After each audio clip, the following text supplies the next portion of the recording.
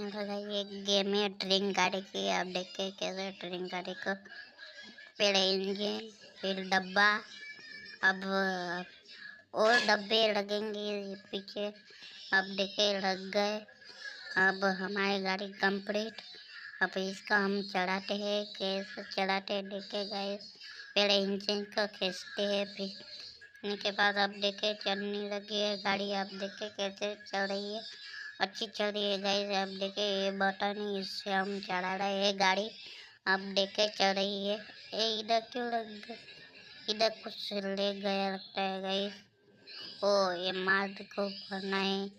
ये पहले डब्बे इसमें भर दिया, फिर इसमें भर दिया। अब ये इसमें हम भरते हैं छल्ले में। अब ये भर गए। अब हम फिर से चलाते गैस। हमारी गाड़ी कंप्लीट। अब देखे लाइक सब्सक्राइब